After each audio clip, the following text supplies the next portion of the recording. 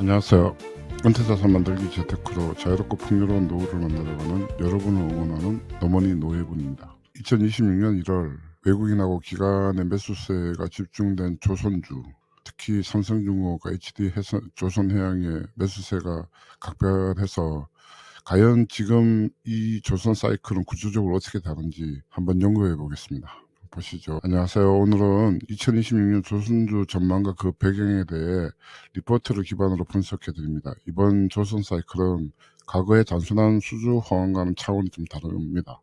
지금 우리가 보고 있는 움직임은 시간축이 누적된 구조적 변화이고, 이에 따라 장기적인 투자 관점에서 조선주를 바라볼 필요가 있습니다. 오늘 리포트의 핵심은 다음과 같습니다. 2002년에 시작된 글로벌 선박의 대량 건조, 20에서 25년의 교체 주기 도래, 규제와 고부가 선정 중심의 재편이 동시에 작동한 구조적 사이클로 해석하고 있습니다. 그 배경을 단계적으로 살펴보겠습니다. 자, 한국조선업의 구조적 사이클의 출발점.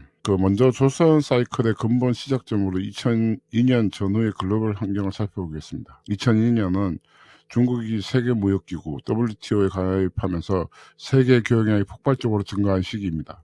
해상 물동량 증가에 따른 선박 수주가 대규모로 발생을 했고, 이 시기에 한국조선업은 대형 도커의 확장, 대량 생산 체제를 구축했고, 표준화된 재량 생산의 대량 건조를 통해 글로벌 조선 시장 점유율을 빠르게 확대했습니다. 조선 선박은 장비가 아니라 산업설비 자산입니다. 일반적으로 상선의 경제적 수명은 약 20에서 25년입니다. 조선 선박은 단순히 장비가 아니라 산업설비용 자산이라는 게 되게 중요합니다. 그리고 경제적 수명은 약 25년이고, 따라서 2002년에서 2005년에 발주된 대량 발주된 선박들이 이제 2025년에서 2030년에 교체 시기에 진입하게 됩니다. 이것이 오늘날 나타나는 조선 수요의 근본 원인, 즉 2000년대 초반 대량 발주의 시간차 효과입니다. 먼저 그 역사적 배경이 있어야 지금의 수요가 단순히 경기 회복이 아니라 구조적인 교체라고 이해할 수 있을 것 같습니다. 다음 슬라이드 볼게요. 자, 이번 교체 사이클이 과거하고 좀 다른 이유는 규제의 등장입니다. 조선 사이클이 2000년대 초반 발주가 축적된 것은 분명하지만, 과거의 교체하고 지금의 교체는 본질이 약간 차이가 있죠. 과거의 교체는 선량이 오래됐다거나 운임이 좋아졌다거나 선주의 여력이 생겼다는 이유로 이루어졌습니다. 하지만 지금의 교체는 규제가 강하게 밀어붙이고 있는 상태입니다. 국제회사기구 IMO는 에너지 효율 지표, 그리고 탄소 집약도 지표를 도입해 선박이 일정 수준 이상의 탄소 효율을 유지하지 못하면 운항 자체가 어렵도록 규제하고 있습니다. 또한 유럽연합이 추진하는 탄소 배출권 체계는 2024년에서 2026년에 걸쳐 해운업계 전반에 적용이 되면서 탄소 비용 부담을 높이고 있습니다. 이는 단순히 환경 규제가 아니라 노후 선박을 운영하는 것 자체가 경제적으로 손해가 발생하는 구조를 만드는 게 이 구조의 변화의 핵심입니다. 즉, 이번 교체는 선주의 자발적 판단이 아니라 규제가 경제성을 강제로 바꾸는 교체입니다. 다시 한번 정리할게요. 규제가 경제성을 강제로 바꾸는 교체입니다. 다음 슬라이드 볼게요. 2008년 금융위기가 만든 발주 공백 효과도 있습니다. 여기에 또 아주 다른 중요한 구조적 원인이 있는데, 바로 2008년 글로벌 금융위기 이후의 발주 공백입니다. 2009년부터 2012년 사이에 글로벌 선박 발주는 급격히 감소를 했고, 조선소들은 구조조정과 설비 축소를 겪었습니다. 그 결과 지금의 글로벌 선대는 매우 오래된 선박, 그리고 아주 최신의 선박 만 존재하고 중간 연령대 선박이 부족한 구조가 만들어졌습니다. 이런 왜곡은 선박 교체 수요를 같은 시점에 집중시키는 요인이 되고, 반대로 말하면 조선의 슬롯이 빠르게 차는 결과로 이어져서 수주가 늘어도 공급이 쉽게 늘어나지 않는 구조가 구조적으로 형성이 되었습니다. 수주 증가에도 성과 하락이 제한되는 이유 중 하나가 바로 여기에 있습니다. 조선 시장에서 과거와 다른 점은 수주 증가가 곧 성과 유지 또는 상승으로 이어진다는 겁니다. 전통적으로 수주가 증가하면 경쟁 때문에 가격이 내려갔는데, 지금은 다릅니다. 조선소들은 이미 2에서 4년치 슬롯을 확보하고 있어서 새로 들어온 수주가 전체 공급을 늘리지 못합니다. 또한 LNG선과 같은 고부가 선정은 대기 시간이 길고 단순히 가격 경쟁으로 수주하는 구조가 아니기 때문에 수익성을 중시하는 선별적인 수주가 이루어지고 있습니다. 시장에서 조선사가 가격 결정력을 가지게 된 구조로 시장이 재편되고 있죠. 공급이 가격 결정을 하는 이 시장이 재편되고 있는 게 이게 아주 핵심입니다. 다음 볼게요. 자, 우리는 잘 느끼지는 못하지만 다음은 북극 항로인데 많은 사람들이 북극 항로를 단순히 테마로 생각하지만 이것은 조선 수요와 전혀 다른 질적인 변화를 만들어냅니다. 북극 항로는 아직 대규모의 상용 루트는 아니지만 빈결, 보험, 지정학 리스크가 아직 존재하기 때문이죠. 이 북극 항로가 대규모 상용 루트가 안 되는 이유가. 그렇지만 이 항로를 통해 운항을 하려면 얼음을 깨고 나갈 수 있는 세빙선, 내빙선이라고 그러죠. 그리고 LNG 운반선, 그리고 특수 목적 선박이 필요합니다. 즉 범용 상선이 아닌 고난도 설계 고부가 선박만 요구가 됩니다. 이 부분에서 한국이 강점이 있어요. 이 내빙선이나 그 LNG 운반선 가만히 보면 내빙선, 세빙선, LNG 운반선, 특수 목적 선박 이 부분에서 한국의 조선업이 굉장히 강점이 있거든요. 그래서 이 북극 항로가 활성화가 되면 이게 물량이 문제가 아니고 수요의 질을 고부가 가치로 바꿀 수 있는 변수가 됩니다. 실제로 아직 북극 항로가 본격적으로 열리지는 않았지만 본격적으로 열리게 되면 우리나라에서 유럽으로 갈 때 이 선박 물량들이 40일 정도 소요가 되면 그 일정이 30일에서 27일 정도로 바뀌어요. 그 13일 정도 되고 배가 한번 출항할 때마다 10억씩 줄어듭니다.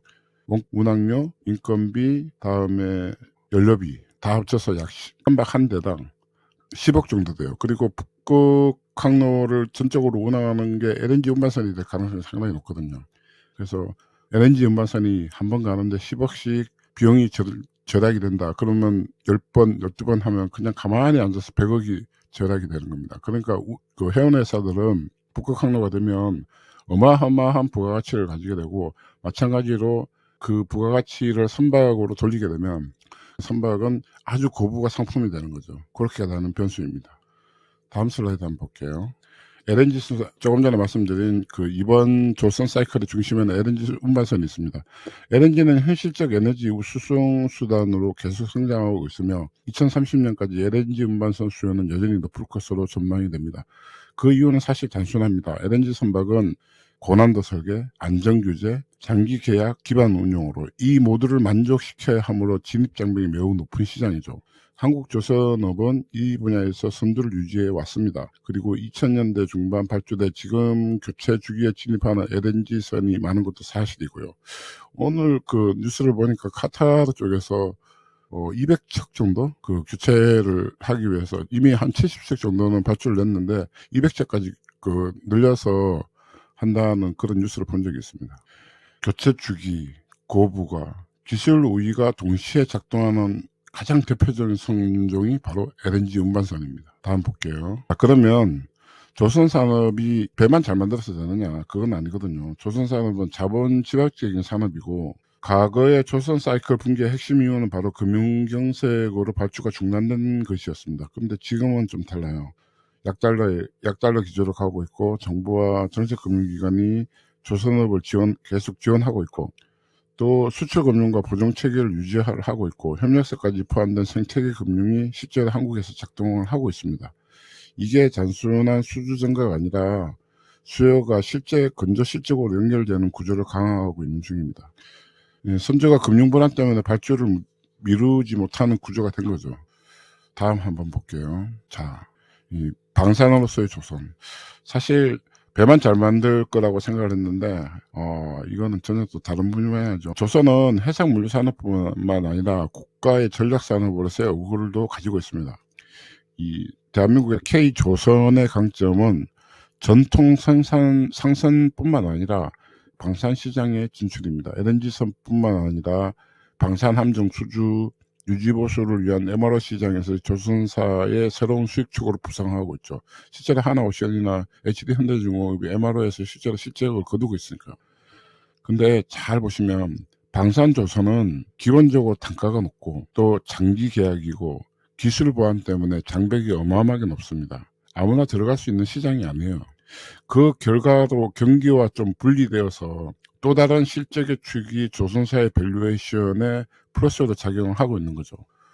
이 조선 다시 봐야 됩니다. 다음 볼게요. 자, 그러면 이 모든 것들이 좀 이루어지곤 한데 이 한국 조선업이 단순히 제조업만이냐 아니면 인프라적인 강점도 가지고 있느냐. 첫 번째, 대형 도크의 인프라를 가지고 있어요.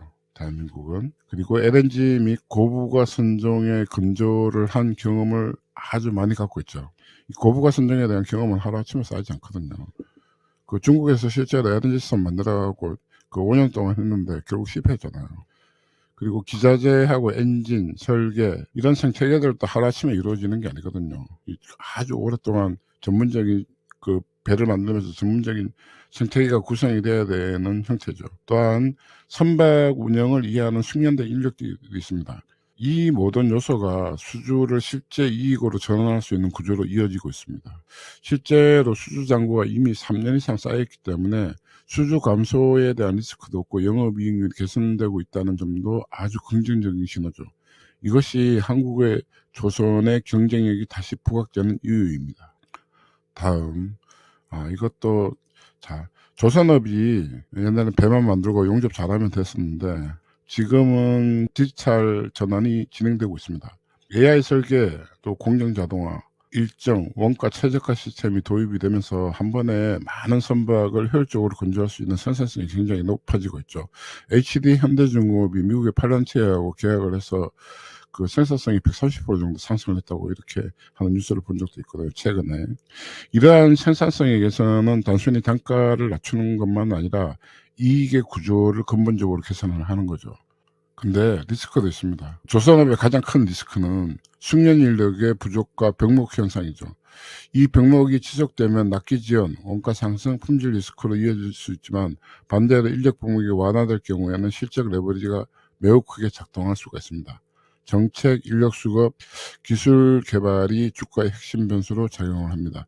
그래서 조선소 쪽에서 아주 숙련된 인력들에 대해서는 계속 고용이나 이런 형태를 유지를 해야 될 것 같고요. 그리고 조선소에서 좀 젊은 사람들 많이 뽑아서, 청년들을 많이 뽑아서 조선업의 명목을 계속 이어나가는 그런 좋은 대한민국 그리고 좋은 조선사들이 되었으면 좋겠습니다. 자, 오늘 마지막 결론인데요. 정리하겠습니다. 이번의 사이클은 2002년 대량 발주, 2008년의 발주 공백, 2020년의 규제 강화, 그리고 고부가 선정 중심의 재편, 이 시간의 축들이 한 지점에 겹친 결과로 나타나고 있고, 이게 단순히 경기 순환형 호황이 아닌 구조적 사이클이라는 결론을 만들고 있습니다. 그래서 지금 조선주의 핵심은 수주량이 아니라 수주의 질, 그리고 성과 유지, 고부가 선정, 방산과 LNG의 확장, 디지털 전환, 인력 모두가 조선주에는 우호적인 환경입니다. 그래서 오늘 리포트가 조선주를 바라보는 관점을 우리 구독자분들이 한 단계 깊게 만들었으면 좋겠다는 생각이 들었습니다. 물론 조선주는 저도 지금 말씀하는 순간부터 시작해갖고 사실은 한 일주일 전부터 계속 조금씩 모으고 있습니다. 아직 많은 물량은 아니고요. 조금씩 이거는 장기적인 추세를 가지고 집중적으로 매수를 해야 되겠다라고 생각을 하고 있습니다. 물론 많이 올랐기 때문에 이미 한 3배에서 4배 정도 올랐기 때문에 무조건 사야 된다? 이건 당연히 아니고 조선업에 대해서 구조적인 변화들이 일어나고 있으니 자 이제 3-4배 정도 올랐는데 여기서 얼마나 더 오를 수 있느냐 이거에 대해서는 좀 더 지금부터 관점을 가지고 또 이런 우호적인 환경이 만들어졌을 때 분할 매수나 이런 형태를 통해서 여러분들의 자산이 10,000원이라도 20,000원이라도 여러분들의 자산들이 또 은퇴 자산들이 늘어났으면 하는 바람입니다. 오늘도 들어주셔서 감사합니다. 오늘도 시청해 주셔서 정말 감사합니다. 이 영상은 특정 종목에 대한 매수나 매도 권유가 아니고 투자 판단에 대한 최종 책임은 시청자 본인에게 있습니다. 노머니 노해본 TV는 장기적인 시각에서 안정적인 자본 소득과 은퇴 준비에 도움되는 콘텐츠를 지속적으로 제공하고 있습니다. 좋아요와 구독, 알림 설정은 채널 운영에 큰 힘이 됩니다. 구독 좀 눌러주세요. 앞으로도 좋은 정보로 다시 찾아뵙겠습니다. 감사합니다. 안녕.